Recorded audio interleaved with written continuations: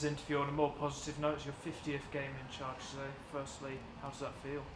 Yeah, obviously a privilege to be in charge for so long, and obviously at a club like Curzon, it's been a dream come true, and I've enjoyed every moment of it, and it's well, probably apart from today, but it's been it's been really good, and it's been an honour and a privilege to be a part of this club and be in charge of it. Is there a particular memory that comes to mind over the 50 games? Oh, there's too many to go through. I think just probably my first game, just to get that opportunity for the club to trust in me and believe in me was definitely a highlight. But yeah, it's been a good journey so far. Unfortunately, we do have to talk about the game today. How did you view that performance? It's a difficult one. Listen, the first 3 games I think we've been outstanding and we've done really well. And we've had parts in them games that we've looked a little bit shaky at the time, but I think today, we were just punished for every mistake we made. Obviously conceding after 2 minutes is tough. It just gives you an uphill battle straight from the start. And then to concede what I would call three more soft goals it's not good enough from our standards. But listen, this is football. These lads have been fantastic for us for a while now, and sometimes you let the guard slip and you get punished for it, and it's about learning from these lessons. As much as I want to say a few things and go have a go at them, they know themselves.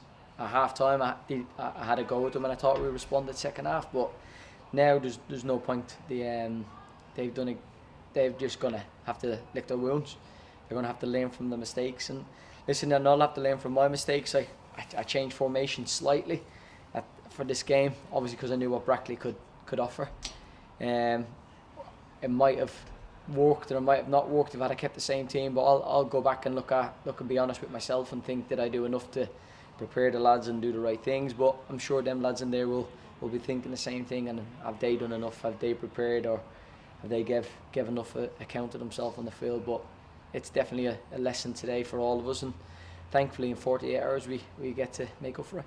So with the change in mind before kick-off today, Waring coming in for IBR and a 5-back system being employed again away from home, as you said, was this a thing against Brackley only? Yeah, of course.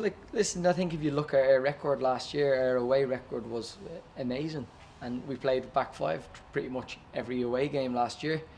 And I think with the game on Monday and the amount of running Isaac Buckley Ricketts does in a game, it's trying to give lads a little bit of sort of time to recover and rest with the game coming so fast.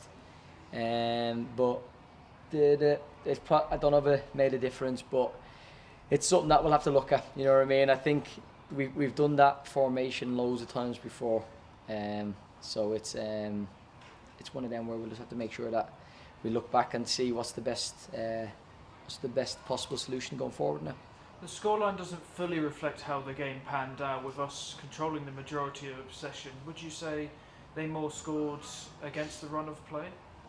Listen, Brackley are a good team and they'll punish you when you make mistakes, and I think that's today where we probably we weren't on the right side of the game, where we just anything that fell for us didn't fall properly. We had to work really hard to get chances.